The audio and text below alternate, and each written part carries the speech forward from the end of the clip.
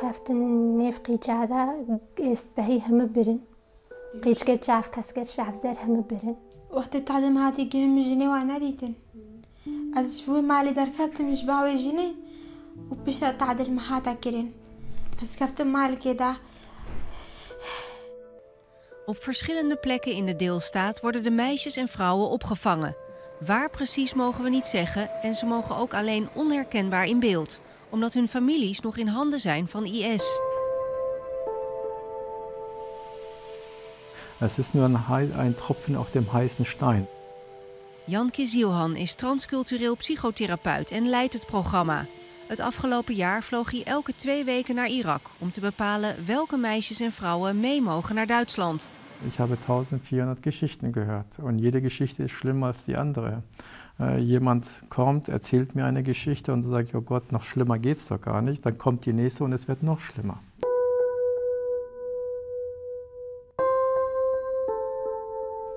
فدرا كزيام قرت وسرم الأرديدا حتى أينا من نشكينا خوين سرم الرهات خراب ترجين كت مقوتا از هنشكي رابو من كاريس رابو مزادريش قريبو جنكي قوريا وكهلي يعني أبس فدرا لنجي مذكر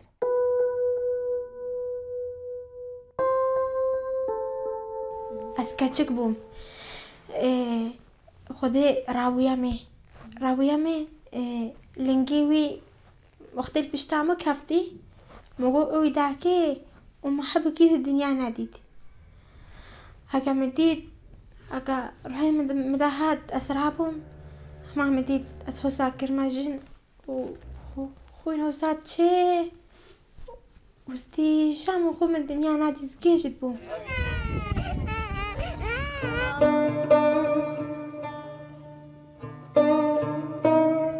Uit angst voor IS zochten duizenden jezidis in de zomer van 2014 hun toevlucht op de berg Sinjar.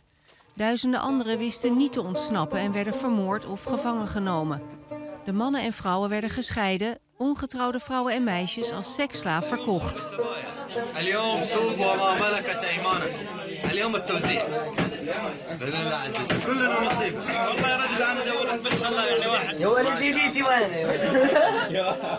De jezidis hangen een eeuwenoud geloof aan. IS ziet ze als ongelovige duivelsaanbidders en publiceerde zelfs regels voor deze slavernij, waaronder deze. Het is toegestaan om gemeenschap te hebben met een vrouwelijke slaaf die nog niet in de puberteit is, als zij er al geschikt voor is. Als ze dat nog niet is, is het genoeg om plezier van haar te hebben zonder gemeenschap.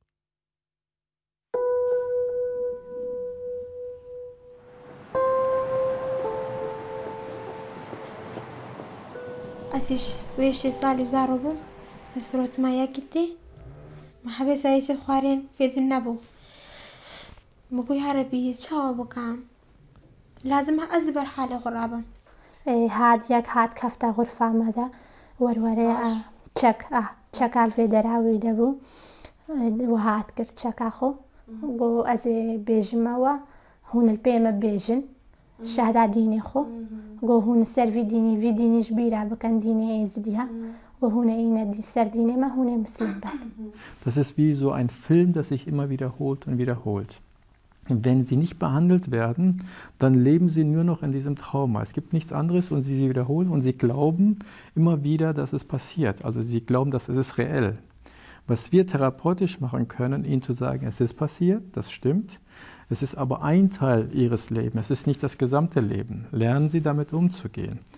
نوعك أستشتي خشفاني درا بيجم دلوان جيب خامة بسريها ما هاتا أو جي تشتي خو بيجن أسمر تحنابم فجاء على جامع نفسي جي هما أزد باوي رونم أس مرتاح بم أس دلي خو همية جي رافارات كام هما ميفيد أستشتي خو بيجم علاجة عسرة وعنفستني نفست ديم البرجعفي مبو ديامجي أوشي أو داش.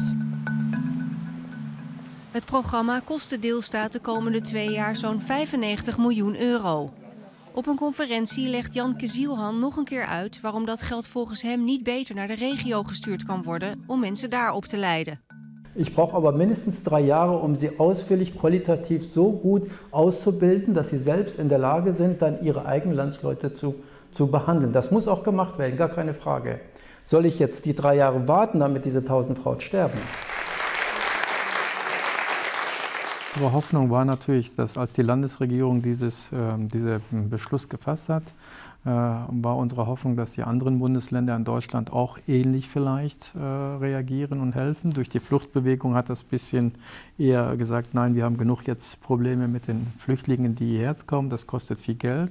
Es ist leider immer eine Kostenfrage, auch nicht immer nur eine humanitäre Frage. Genau. Nur Computer. Nur Computer morgen. Kein Deutsch. هذا كم حتى في دري في زفر بمينم وأسباب محامش خورا وتالي أشخورا بزوجم وحتى ما تبعي بي وأزبي تشتيش بلا بقى. إن شاء الله. أسقهنا رمتي بس نهاجري بس أخبارك إشباه شكو براي مهابة برا زحمة عملنا تشتغل كان هام الديوان مع عائلة خديوة وبامس مربام.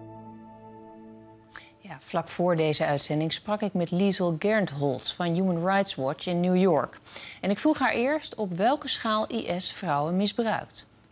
It's been very difficult to gather accurate numbers because this is a continually changing and very difficult environment to work in.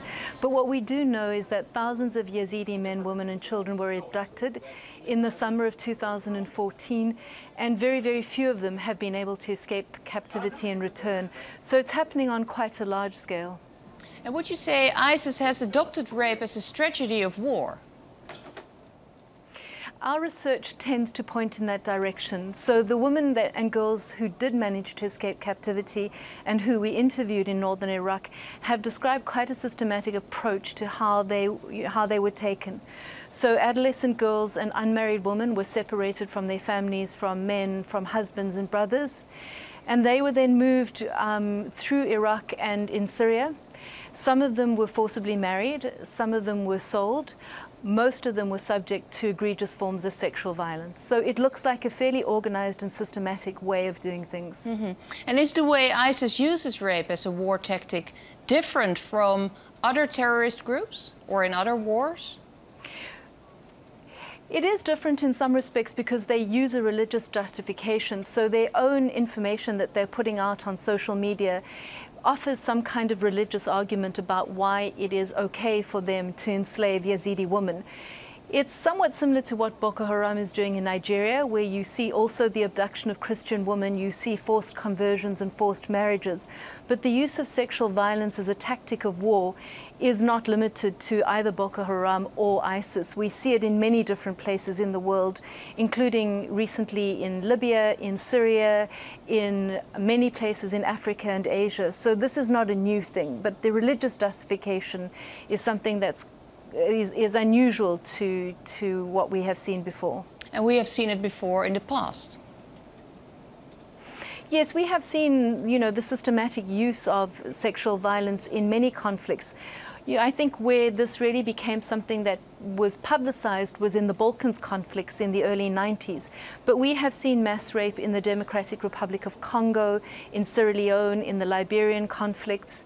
We have seen the use of sexual violence in Sri Lanka and Nepal, and we have seen it to a limited extent in Libya and Syria. So this is definitely not something new.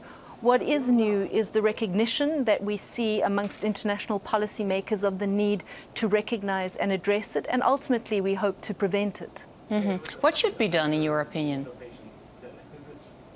Well, I think there's both the short-term and long-term things that need to be addressed. In the short term, women and girls, and there are some men and boys, so we need to recognize that men and boys can also be subject to sexual violence in conflict.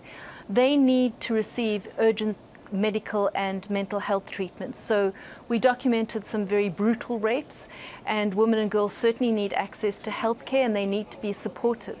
In the long term, we need accountability. We need investigations into sexual violence. We need perpetrators to be identified, and this includes not just the soldiers and the militia who were involved directly, but the commanders who are giving the orders for rape to happen. We need them to be held accountable. So we need all of these things to happen if we want to see a reduction in the number of women and girls who experience sexual violence in conflict.